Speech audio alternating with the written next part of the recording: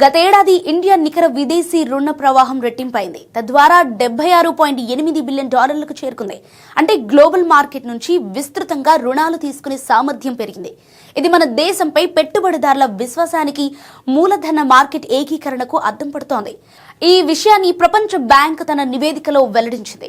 World bank రిపోర్ట్లోని ముఖ్యాంశాలను ఈ వీడియోలో ఇప్పుడు తెలుసుకుందాం. 2024లో మన దేశ నెట్ డెట్ ఇన్ఫ్లో దాదాపు డబుల్ అయింది. విదేశాల నుంచి వచ్చిన రుణాలు $76.8 బిలియన్ చేరాయి. ఇండియా ఎక్స్టర్నల్ డెట్ స్టాక్ 10.6% పెరిగి $716.5 బిలియన్లుగా నమోదైంది. తక్కువ రుణ వ్యయాలు, పెట్టుబడిదారుల బలమైన కోరిక, ఇతర దేశాల ఆర్థిక సంస్థలు, భారతీయ ప్రైవేట్ సంస్థలకు రికార్డు స్థాయిలో రుణాలివ్వటమే ఈ పెరుగుదలకు దోహదం చేశాయి. దీర్ఘకాలిక విదేశీ రుణాల్లో 77% పైగా ప్రైవేట్ సంస్థలు ఇచ్చినవే.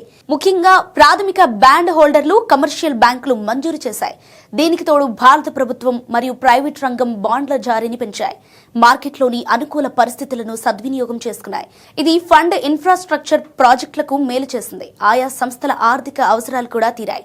ప్రస్తుతం ఉన్న లోన్లను రీఫైనాన్స్ చేసుకున్నాయి. 2020 దశకంతో పోలిస్తే ఇప్పుడు ఎక్కువ వడ్డీ రేట్లు ఉన్నప్పటికీ ఆటంకాలను అధిగమించాయి.